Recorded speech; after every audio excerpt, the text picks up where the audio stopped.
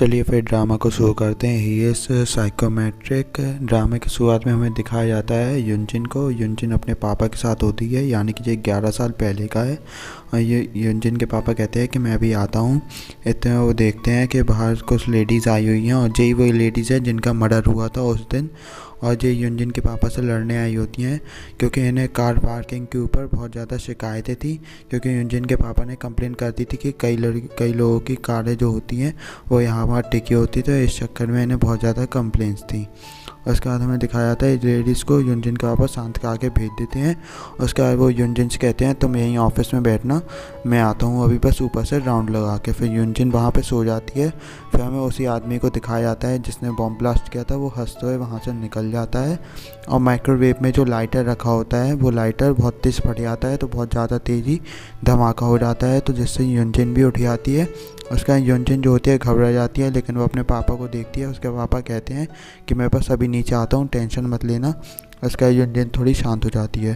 फिर हमें प्रेजेंट का सीन दिखाया जाता है जहाँ पर लियंग अपना एग्ज़ाम लिख रहा होता है, और लियंग से कोई कहता है कि तुम्हें यहाँ पे अपनी पावर्स का इस्तेमाल करने की ज़रूरत नहीं है। जैसे ही वो लियंग ऊपर देखता है तो वो युनजिन निकलती है। उसके बाद लियंग कहता है कि मैंने आखिरकार तुम्हें ढूंढ लिया। उसका युनजिन कहती है कि तुम अभी अपने एग्ज़ाम लिखो। उसके बाद लियंग फिर अपना वापस एग्ज़ाम लिखने के लिए बैठ जाता है। उसके बाद हमें दिखाया जाता है लियंग का एग्ज़ाम लिखने से ज़्यादा तो युनजिन को देखने में मन था, क्योंकि वो उसका फर्स्ट लव है। उसके बाद युनजिन कहती थी है कि अपन चलो बाहर जाके बात करेंगे, अभी यहाँ पे कोई बात मत करना, अभी तुम शांत बैठो यहाँ पे। उसके बाद हमें दिखाया जाता है एनजिनसू को, जो आई होती है एक ब्लाइंड डेट पर, लेकिन उसकी ब्लाइंड डेट ख़त्म हो जाती है सिर्फ 10 मिनट के अंदर। उसके बाद फिर वो वहाँ पे अपनी दोस्त को बुला के बैठती है। उसके बाद उसकी दोस्त कह देती है कि तुम सिर्फ उस प्रोसिक्यूटर के चक्कर में, कैंग सिमू के चक्कर में ही किसी को डेट नहीं कर पाती हो, नहीं तो तुम्हारे पास बहुत अच्छे अच्छे लोग हैं डेट करने के लिए, सिर्फ तुमने उस लड़के को 10 मिनट के अंदर ही भगा दिया। उसके बाद वो 2 साल पहले केस का हमें सीन दिखाया जाता है। एनजिनसू जो होती है वो बेटी होती है वहाँ के चीफ पुलिस वाले की। इतने में दिखाया जाता है ये लोग वो इस केस के ऊपर ही बात कर रहे होते हैं वहाँ के चीफ पुलिस ऑफिसर से, लेकिन वहाँ का चीफ पुलिस ऑफिसर जो होता है वो कुछ सुनने के लिए तैयार नहीं होता है। तो एनजिनसू कहती है कि ये 11 साल पहले वाले केस से रिलेटेड है, इसलिए आपको इसे अच्छे से देखना चाहिए। उसके बाद वो पुलिस ऑफिसर कहता है कैंग सिमू से कि तुम्हारी माँ भी उसी यानी कि आग में मरी थी, इसलिए तुम्हें ज़्यादा इस केस के अंदर पढ़ना ही चाहिए और तुम्हें इस केस को थोड़ा हल्के में लेना चाहिए। उसके बाद हमें प्रेजेंट का सीन दिखाया जाता है जहाँ पे एनजिनसू जैसा अपने दोस्त को बता रही होती है। फिर हमें दिखाया जाता है लियंग को, जो खड़ा होता है कार के पास, तैयारी कर रहा होता है कि वो कैसे बात करेगा युनजिन से। उसके बाद युनजिन जैसे ही आती है फिर देख के युनजिन को अपने पास्ट के सीन ध्यान करने लगता है कि युनजिन को वो कितनी बुरी तरीके से ढूंढ रहा था हर जगह, लेकिन युनजिन उसे कहीं पे भी नहीं मिल रही थी। और युनजिन ने उससे क्या क्या बोला था जो आप मेरे पहले एपिसोड्स में देख सकते हैं। उसके बाद हमें दिखाया जाता है वो युनजिन के साथ यहाँ वहाँ घूम रहा होता है, और फिर वो युनजिन से कहता है कि तुम तो अब पुलिस वाली बन चुकी हो, अब तो तुम अच्छी खासी पोस्ट पे आ गई होगी। तो युनजिन भी कहती है कि हाँ, मैं सर्चिंग डिपार्टमेंट में आ गई हूँ और मैं बहुत अच्छी पुलिस वाली ही बन चुकी हूँ। इतने वो कहती है यानी तुम बताओ तुम्हारा क्या चल रहा है। तो वो कहता है कि मेरा तो बस अपने भाई के साथ ही चल रहा है, कैंग सिमू प्रोसिक्यूटर के साथ। अब मैं जो डेड बॉडीज आती हैं उस पर अपनी पावर्स यूज़ करके पता लगाता हूँ कि वो कैसे क्या उनका मर्डर हुआ था। तो युनजिन भी खुश हो जाती है कि वो इतनी अच्छी हेल्प करता है। उसके बाद असलियत तो हमें दिखाई जाती है। यहाँ पे लियंग जो होता है वो किसी बॉडी को छूता है तो वो ढंग से बता ही नहीं पाता है कि इस बॉडी में यानी क्या दिक्कत थी। हर बार वो कुछ ना कुछ गलत ही बता देता है, तो हर बार बेचारा वो पिट जाता है। उसके बाद हमें दिखाया था लियंग दूसरी बॉडी को देखता है, तो वहाँ पे डॉक्टर जो खड़ी होती है वो कहती है कि अगर तुमने इस लड़की का बताया तो मैं तुम्हारा मुँह तोड़ दूँगी। उसके बाद लियंग जैसे वो लड़की को छूता है तो उस लड़की का लाइसेंस प्लेट देखनी होती है, किस गाड़ी से उसका एक्सीडेंट हुआ है। लेकिन लियंग क्या देखता है, उसके जो जर्सी पे नाम लिखा था यानी उसकी टी शर्ट पे जो नाम लिखा था वो। उसके बाद फिर से उसे डांट पिटती है। उसके बाद फिर से वो साइड में जाके बैठ जाता है, अपने आप को कोसने लगता है। लेकिन युनजिन के सामने वो ऐसा दिखाता है कि वो बहुत अच्छे से अपना काम निपटाता है। उसके बाद फिर युनजिन से वो पूछता भी है कि क्या मैं तुम्हें घर छोड़ दूँ। उसका युनजिन उसे मना करके चली आती है। और फिर हमें दिखाया जाता है लियंग जो होता है वो बहुत ज़्यादा खुश होता है, वो गाड़ी में गाना गाते हुए जा रहा होता है। इतने में वो अपने भाई को भी ले लेता है रास्ते से। उसके बाद उसका भाई पूछता है कि तुम्हारा पेपर कैसा गया है और क्या तुमने एग्ज़ाम में इस बार अच्छा करोगे कि नहीं करोगे, कि इस बार भी तुमने अपनी पावर यूज़ करके पास होगे। तो वो कहता है भाई मैंने इस बार कुछ भी नहीं किया है, मैं तो इस बार पावर भी यूज़ नहीं कर पाया अपनी, क्योंकि मेरे जो आगे बैठा था वो बहुत खतरा था। लेकिन वो अपने भाई को अभी तक ये नहीं बताता है कि वो युनजिन से मिला है। उसके बाद हमें दिखाया जाता है एंजिन से जो होती है वो आती है वहाँ पे मिलने के लिए लिहंग और उसके भाई से। उसका लिहंग और उसका भाई चिकन खाने लगते हैं। फिर एंजिन से बताती है कि मैं आज एक डेट पे गई थी। तो लिहंग कहता है मुझे पक्का पता है तुम्हारी डेट बिल्कुल भी अच्छी नहीं गई है, क्योंकि तुम पहले से दारू पी के आई हो और मुझे अच्छे से पता है कि तुम्हारी डेट अच्छी नहीं गई होगी, इसलिए तुम्हें ज़्यादा शो ऑफ करने की ज़रूरत नहीं है। उसके बाद एंजिन से गुस्सा होकर देखने लगती है कैंगसिमो की तरफ। उसके बाद कैंगसिमो से चिकन पकड़ाता है तो एंजिन से छड़ाक से ले लेती है गुस्से में। एंजिन से जो होती है वो पसंद करती है कैंगसिमो को, लेकिन कैंगसिमो को कभी ये पता ही नहीं चला। उसके बाद हमें दिखाया जाता है लिहंग कहता है कि मैं आज मिला हूँ युनजिन से और युनजिन अब एक पुलिस वाली बन चुकी है। लेकिन ये सब सुन के बहुत ज़्यादा शौक हो जाता है कैंगसिमो। उसके बाद ये सब सुन के एंजिन से कहती है कि ये तो बहुत अच्छा हुआ है, वो एक पुलिस वाली बन गई है, वो एक सक्सेसफुल वुमन बन चुकी है। उसके बाद हमें दिखाया जाता है कैंगसिमो को जो बहुत ज़्यादा दुखी सा लग रहा होता है ये बात सुन के, जो हमें अभी नहीं बताया जाता है ऐसा क्यों हुआ है। उसके बाद हमें दिखाया था लिहंग फिर टांग खींचने लगता है एंजिन से की। उससे वो कहता है कि तुम्हारी डेट मुझे पता है इसलिए अच्छी नहीं गई है क्योंकि तुम मेरे भाई को पसंद करती हो। उसके एंजिन से कहती है कि ये सब तुम्हें कैसे पता है। वो कहता है मुझे सब पता है, टेंशन मत लो। उसके बाद हमें पिछला सीन दिखाया जाता है एंजिन से जब प्रपोज करती है कैंगसिमो को तब वो रिजेक्ट हो जाती है। उसके बाद एंजिन से कहती है कि ये सब तुमने मुझे क्यों नहीं बताया। उसके बाद कहता है ये तो साफ साफ दिखता है कि तुम मेरे भाई को कितना पसंद करती हो, लेकिन मेरा भाई तुम्हें बिल्कुल भी भाव नहीं देता है। वो कहती है हाँ तो तुमने ये सही बोला है, लेकिन अब मैं यहाँ से जा रही हूँ। लिहंग का दोस्त कहता है लिहंग से कि तुम मेरी अब गाड़ी बताओ कब तक दे के जा रहे हो, अब कोई अच्छा बहाना सोच के बता दो तुम मुझे।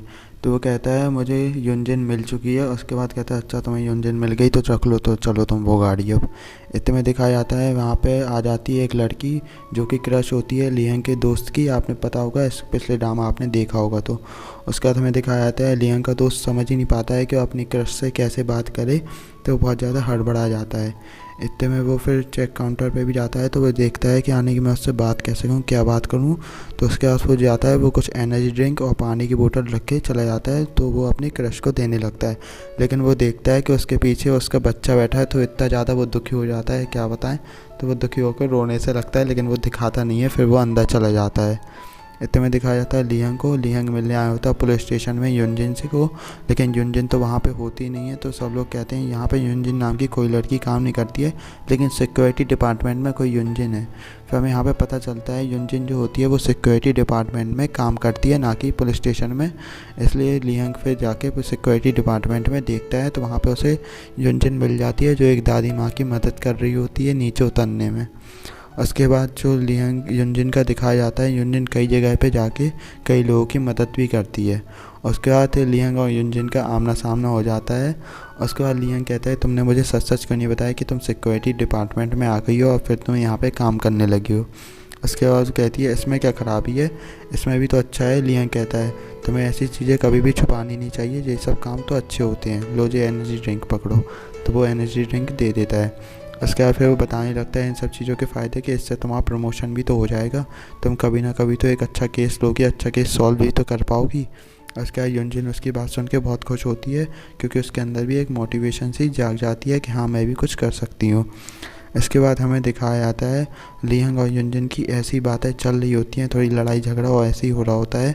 इतने में एक आंटी आके बोलती है कि मेरी बच्ची खो गई है, जल्दी से आप उसे ढूंढ दीजिए, जो है नाम है उसका। इतने में दिखाया जाता है लिहंग और युनजिन साथ में जाके उस लड़की को ढूंढने लगते हैं। हर जगह वो ढूंढते हैं, लेकिन वो लड़की कहीं नहीं मिलती है। लेकिन एक नदी के पास एक डॉल डली दिखती है। लिहंग जैसे उस डॉल को छूता है तो उसे पता चलता है कि उस लड़की को किसी बैग में बंद कर दिया गया है, क्योंकि उस बैग में बाल दिख रहे थे। उसके बाद लिहंग ये सब देख के शॉक हो जाता है।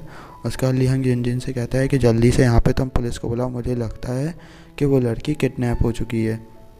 ये सब सुन के युनजिन भी बहुत ज़्यादा शॉक हो गई थी। लेकिन इतने में हमें दिखाया जाता है वो बच्ची वहाँ पे आइसक्रीम खा रही होती है ऊपर खड़ी खड़ी।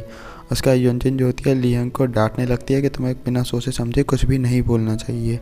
उसके बाद लिहंग कहने लगता है कि मैंने सही में एक बैग में एक लड़की को देखा है पैक होते हुए, मैं तुमसे कभी भी झूठ नहीं बोलता हूँ, तुम ये बात जानती हो। उसके बाद युनजिन कहती थी अब अच्छा एक चीज़ बताओ, वो कहाँ पे है वो लड़की, तुम फालतू का मजाक करना बंद कर दिया करो, हर बार मजाक अच्छा नहीं होता। इतने में दिखाया जाता है लिहंग कहता है देखो वहाँ पे वो बैग एक डला है, वहाँ पे देखो। और सही में उस बैग के अंदर कुछ बाल डले होते हैं, यानी कि उसमें कोई ना कोई लड़की है। इतने में दिखाया जाता है वहाँ पर पुलिस वाले आके चेकिंग करने लगते हैं। उसके बाद लियांग अपनी बड़वाई मारने लगता है एनजिनसू के सामने कि मैंने कैसे उस लड़की को ढूंढा और कैसे मैंने क्या किया। उसका एनजिनसू कहते हैं चलो तुमने अच्छा किया है। उसका एनजिनसू और लियांग आपने यानी कि एक दूसरे को मिलवा देते हैं। उसके बाद दिखाया जाता है युनजिन से मिलके एनजिनसू भी बहुत खुश होती है क्योंकि एनजिनसू देखती है कि वह एक सक्सेसफुल पुलिस वाली बन चुकी है और लियांग मुझसे झूठ नहीं बोल रहा था कल रात के। उसके बाद दिखाया जाता है इन दोनों जन की कुछ बातें होती हैं, लेकिन इन दोनों की बातों से ज़्यादा तो लियांग की बेइज्जती कर रहे होते हैं वो हर चीज़ पे, खाने से लेकर आने से लेकर और बातों से लेकर लियांग की बेइज्जती हो रही होती है यहाँ पे। उसके बाद हमें दिखाया जाता है जो युनजिन होती है आज बहुत ज़्यादा खुश होती है क्योंकि उसका एक लाइफ का ये पहला केस था जो उसने आज सॉल्व किया है और वो लड़की आज उसे मिली है पहले केस में, इससे उसका प्रमोशन भी हो सकता है। उसके बाद ये सब सुन के लियांग भी बहुत खुश होता है कि आज युनजिन बहुत खुश है, इसलिए ये दोनों जन अब यानी कि बातें कर रहे होते हैं, हंसते खेलते अपने पिछले दिनों की जब वो लोग स्कूल में थे।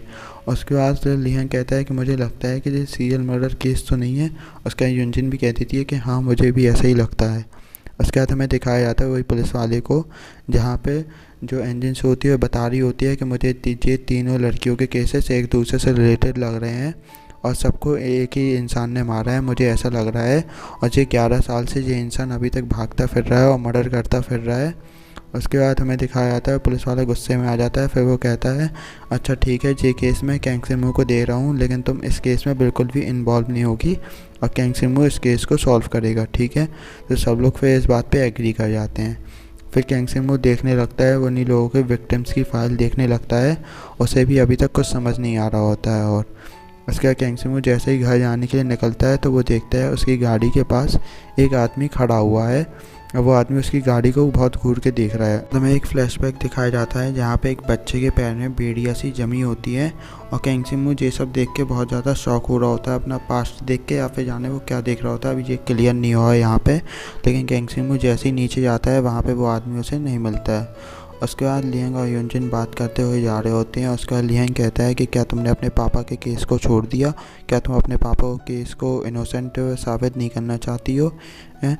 लेकिन युनजिन कह देती है कि यानी कि मुझे अभी तक कुछ ऐसी पोजीशन नहीं मिली है कि मैं ऐसा कुछ काम कर सकूं और मुझे ऐसा भी नहीं पता है कि मैं ये काम कर पाऊंगी कि नहीं कर पाऊंगी, इसलिए मैं अपने पापा को इनोसेंट साबित अभी तो नहीं कर सकती हूँ। उसके बाद हमें दिखाया जाता है वहाँ पे आ जाता है कैंग सिमू, जहाँ पे वो फिर जो युनजिन होती है वो कहने लगती है डैडी। उसके बाद फिर देखने लगता है जो लियांग के डैडी क्यों कह रही है वो ऐसे, उसके बाद उसे क्योंकि अभी पता नहीं चलता है।